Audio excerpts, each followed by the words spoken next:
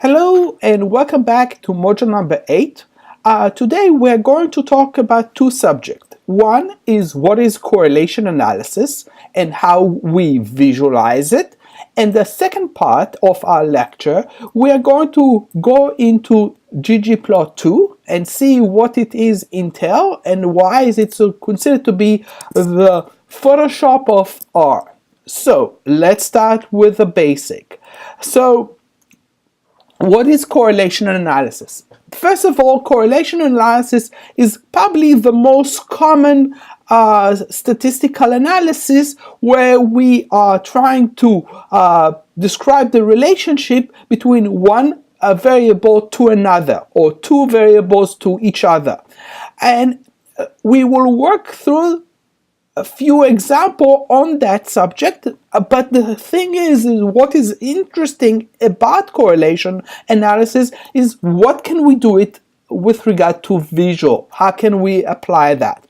So let's start with the statistical aspect. And in correlation analysis, we are trying to measure the strength of association between two variables. So it means in statistics, we are looking at the value of correlation coefficient +1, -1, and if it lies around +1, then it is considered to be a perfect correlation. Where it goes to 0, we are saying that the relationship will be weaker. So usually we are trying to measure three types of correlation: person correlation, kind ranking correlation, and Sepperman correlation. All those correlation or all those application is part of correlation analysis, and one of the things that we apply in order for us to fit the data that we are trying to match. So those three components try to match it. The key characters of correlation analysis is done with regard to direction, the strength, and the shape. So when we are often talk about correlation, people often get confused with regard to correlation versus regression. So in correlation, we used to measure the strength of association. It is based on the idea of linear relationship between two variables. Regression analysis is used to predict the value of independent variable based on the value of at least one independent variable. I want to remind you again, because we are about statistics and we are using statistical software in order for us to generate the visualization. So I just want to remind ourselves that dependent variable is that we wish to predict or explain. The independent variable is the variable used to predict or explain the dependent variable. So one supposed to accomplish or assist us with regard to the other variables. So back to our analysis. In correlation coefficient, the measurement of the strength of the linear association between the variable. The best way to look at correlation coefficient is person production movement correlation as a form of correlation coefficient.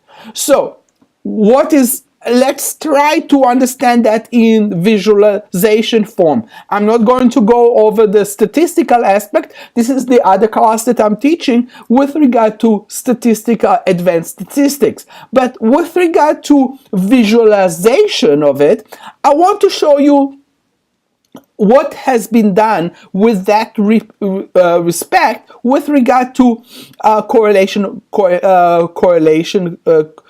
measurements. So the example below is from Charles Mignard, and I think I talked about that, and he was a French engineer, and he was very interested to see how the idea of statistics can be applied to real things and try to make a more understanding of what it is. So in this case, he used correlation analysis in order for him to measure and to visualize Napoleon's attempt to capture Russia in 1812. I don't know if you remember history, but during that time, Napoleon tried to capture Russia when the weather was winter in Russia. And if you are not from Russia, this is the worst time to try to capture Russia because of the weather. It's really cold in Russia. So that's what happened in this attempt by Napoleon to capture that. So this is his visualization, and as you can see, there is two lines going on with regard to the correlation. The black is the return of the French army after the defeat and after losing the fight, and the brown or the gray is when the French army tried to capture Russia. And as you can see in the beginning, there was many more soldiers, and in the end, when they, in the black line, when they returned to France, there was very few soldiers. So the takeaway from it is that Mignard, in this case, used more than 7 variables in order for him to display and to apply the story of this war using correlation analysis. So the face of the visualization, it shows causality, it shows what it is trying to capture, the size of the army, as I said, the direction of the army, the location of the army, the temperature that played such an important aspect, and the time frame. How long did it take to Napoleon to reach Moscow, and how long did it take to Napoleon to escape Moscow and to return to France? So here is that there is a lot of things that we can look at what we have covered so far. Example, the idea of part versus the whole, and illustrate that the complete and accurate data with regard to the war, the Napoleon War, in what happened. So basically, it is a capture of statistics in order for us to understand what happened in this war.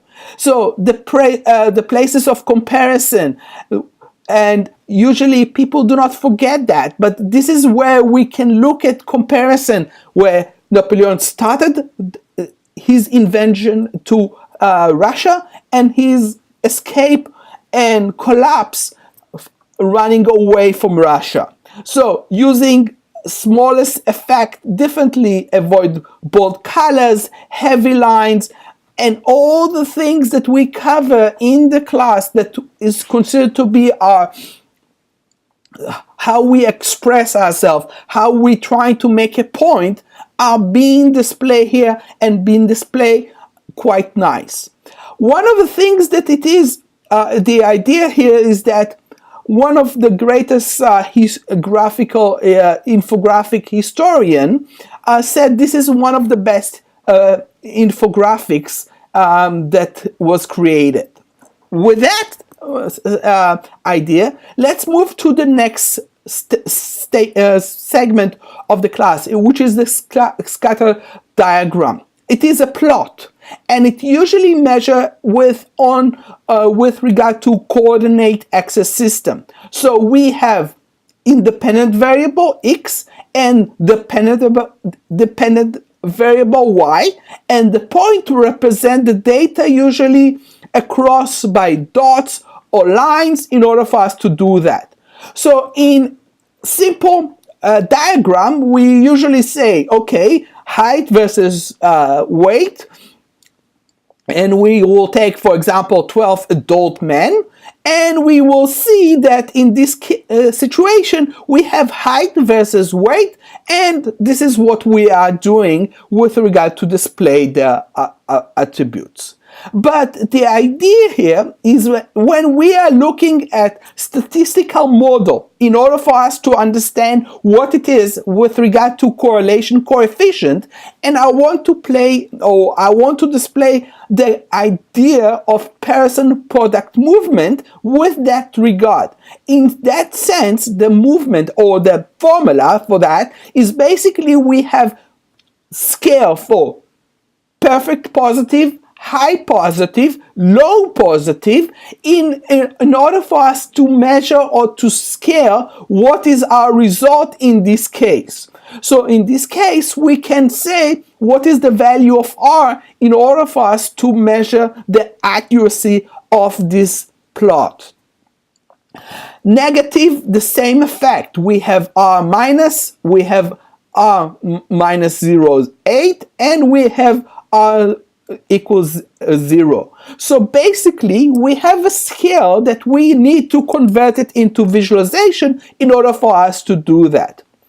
In our simple correlation is very simple. In this case, X, I will take a sample of 1 to 20, and I will have 20 variables, and I scale it down to 10, and I will define then that Y is minus X plus R random, which will be equal CD equal D, and it is the standard deviation equal 3. So I will give him some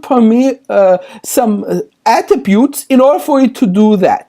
So in this case, I created a sample, I call it a Z sample, I gave it a random distribution because this is what I able to do, and I gave it a DF, which is a data frame, in order for me to compress all three variables, the X, the Y, and the Z, into one in order for me to display it. And the plot in this case is the DF, which is the data frame, and I'm saying 1 to 3. So in this case, it will display the three variables into one massive visualization or plot in order for me to understand how the distribution goes through the X value, the Y value, and the Z value. And that's the beauty that other software, other application that we cover in this class do not do, especially Excel. So this is something that all do quite well. The website CDHDA will recommend us, in order for us to use correlation, he uses a package called Cograms. And in order for them to for you to do that, you need to install the Cogram package. So how do you install a package in R? So first of all, the R, and as you can see, there's packages. So there is update and there is the installment. And when I type the name of the program that I want to install, and look where it's going to be installed, it's going to be installed in my library, and the library is the R library that I use in my computer, and I'm going to install it. So he will run the application, but this is not over yet, because in order for me to run that, I'm going to say library, and I'm going to give the name of the package that I ran in order for you to R. Sometimes it can happen that it is not available, or sometimes it cannot run. In my case, my RStudio is not updated. I'm not updating every 2 seconds as they recommended. So sometimes it can happen there is no package that called this type. So in this case, let's run it again. And it asks that the version that I have is 3.32. I did not install it because I'm working on a project that I need to install, but hopefully you will be able to install it, be able to run it. If not, let me know. And so the idea here is, again, I'm going to give you this website that I took it from, and this is what it comes, and this is the result of it, and how to apply that. So again, this is a different way for us to show correlation or show correlation analysis with regard to R. And again, this is quite beautiful when you're thinking about visual aspect of the analysis. But the main purpose, and again, my main purpose in this module, is to introduce you to the R. And what is R? What is ggplot2? And so again, ggplot2, it's already installed. You need to highlight saying it's running, or you can use the library command to see if it's running, and it's installing. And if you want to know more about ggplot2, and this is something that is really good, it has a website, and it's called ggplot2, and it gives you the docs of all the commands in ggplot2. So you have plot basic, you have layer. Layer is like Photoshop, that you can add another layer to the visualization. You have the aesthetic, and I will talk about what it means and what it entails. You have the scale, and you have the data and everything else. So this is a good documentation about the ggplot2 and what it can do with regard to visual analytics. So back to us, PowerPoint. And so again, the ggplot2, one of the things that is become famous to is the idea of grammar of graphics. In language, we have grammar, past tense, present tense, how do we apply future tense, and all the things that we are accustomed to see in words, in text. But we do not have as much as transparency with regard to graphics. So the idea of grammar graphics came from Wilkinson, and he wrote in 2005 the grammar of graphics. And in this case, he defines rule for structuring words and phrases into meaningful expression. He tried to do the same thing with regard to graphics, and he uses mathematics and aesthetic elements in order for us to create a meaningful graph. And so the idea was that by using a code, we are able to do that. What happened was that in that process, Wilkinson, which is the creator of ggplot2, took this idea and built ggplot2. So ggplot2 is not just a collection of codes, it is based on a structural grammar of graphics in order for us to make the point that we are trying to communicate, and we are doing that by establishing premises to our argument. So the outline of the grammar consists of data, and it consists of geometers, and it consists of statistics, it consists of scale, it consists of coordinate system, a facing. All of that are part of what we are trying to achieve when we are using ggplot2. So when you're going to see that, you're going to understand that all those components has to be part of our structure of the code that we are using. In the data, or the variables, or the object, or the shape of the object, or the statistical transformation, it's usually summarized, and the scale that we use, and the coordinate system that allowed us to define the idea of the visual as transparently as possible. So the data in this case is used in ggplot must be stored as a data frame, as a must, which means that the data frame is a component of the ggplot2. You have to store it, and I'll give you an example throughout the semester how the ggplot2 can apply the data frame and what it is consists of. And make sure that the variable types before beginning to graph. So this is the issue of the data. The aesthetics, it is the variable or map of the aesthetics. So the variable are translated into visual elements of the graph. So we have two components that you're going to see throughout the ggplot two code. The aesthetic is the short case of AES, which is the function map to create the aesthetics, and it is giving you the ability to embed more function into this ability to do that. So commonly used aesthetics in this case is the X position, the Y position, the color, the fill, the alpha, which is the transparency, the shape of the object that we are trying to do, the size, and the line type. How lines are drawn in this ggplot2. So to map an aesthetic to a data set, we need to have inside a component into it. And so the idea here is that it's only a function of the ggplot2 and ability to do that. Let's look at this example. Diet, in this case, time versus protein. And the idea here is that I'm using the ggplot2 as the first line.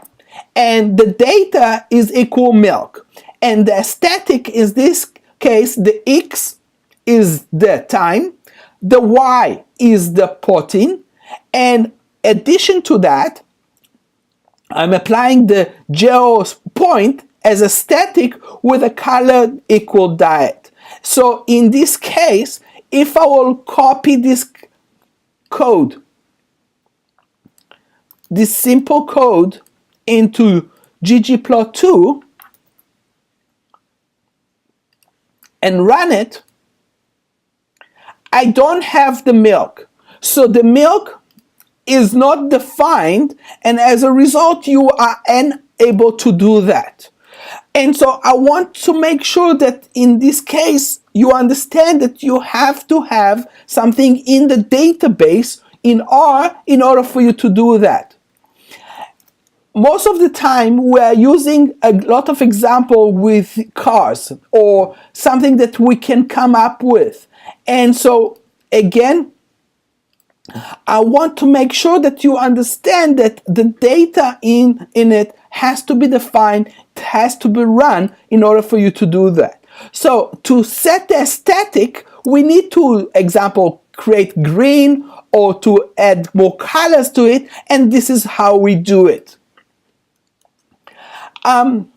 Again, with the same data set, I can change it, I can do comparison and do a more advanced visualization out of it, which is again the issue of how to apply and how to do that.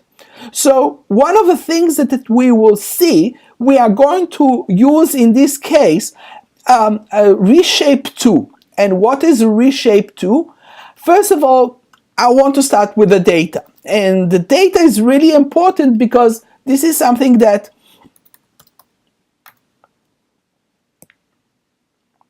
and see if the data is available. In this case, it's called attitude. And if it will not, I will share the data with you, but I want you to understand that it exists. So if I will say attitude, and I will run it, this is the data set. So we have rating, we have privileges, learning, and blah, blah, blah, blah. And so in this case, we are going to use a new package, which is called Reshape 2. And the beauty of Reshape 2 is that it works so well with ggplot2 to make our life easier, which is all about what we are aiming to do. So Reshape, I'm going to install the package. Okay, so again, he install it. As you can see, I'm installing it and he will run it. And so again, I'm going to take all those variables and I'm going to look at what he can do or can do with that sense. So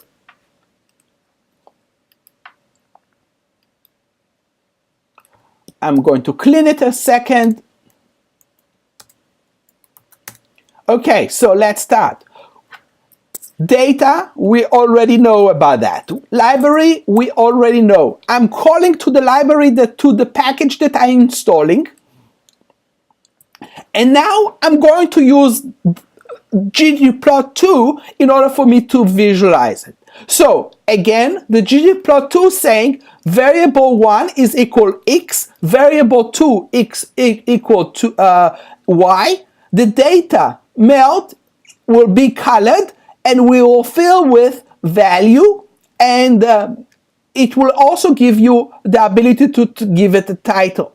So let's look what it will do for us. So again, look at how he portrayed correlation analysis in the sense that he was able to establish in the ggplot2 the ability of two variables, x and y, and to compare the rating and with those two variables with that regard. So this is again the issue of visualization with regard to correlation and how we are playing with that in that sense, and I hope that will make sense to you. In regression, one variable is considered to be the independent versus the dependent variable, which is considered to be the y. So when we are doing no relationship, this is what it will look like. Weak relationship, this is how it will look like. Weak to modern relationship, this is how it will apply. And the best fit will be based on a line. A line will give us where the distribution of the correlation best fit. And in this case, I can have some ideas of how to apply that with regard to what it entails. And again, I gave you more dimensions with regard to correlation analysis and how this display. Okay, so now back to our framework. And in this case, I'm going to use a data called ARIS. And again, this data set is already embedded into the ggplot2, and so in this case you will be able to see it. And if I will say the next line, which is the head,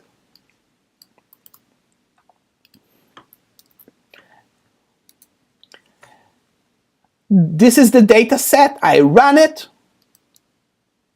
and so it will be able to give me the head and what does it entail. And if I will say ARIS, you will give you set of values that represented here.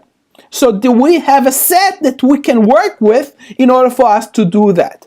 Now I'm going to use the regression analysis. And in regression analysis, the formula is basically, again, in this case, the length and the width, and we are trying to see the relationship between them in order for us to give interpretation. In this case, the R provide us some statistical analysis out of it. So in this case, we have the coefficient, we have the significant correlation, and we have the standard error, the multiple R square, and the F score. And in addition to that, we also have the p-value. The p-value in this case is 2e16, which is quite small. So in this case, how would I apply that? I'm going to apply it in the following lines. The fit one, and I'm going to say what it is in order for me to do that. This is without the ggplot2. This is with the data that I already established, the iris data, and it will give me a straightforward, a black and white visualization. Haha!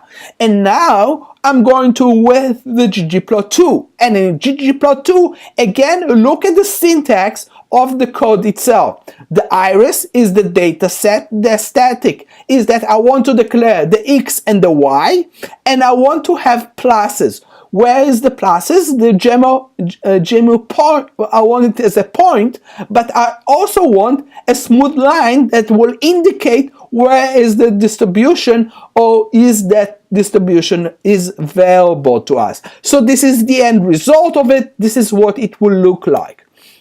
Our textbook recommends using grid line to enhance comparison between different type of plots.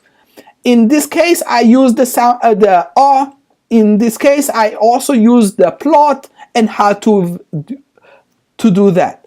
So that's all in your website, in the Canvas site. You're going to have the codes, how to do that, and how to apply that.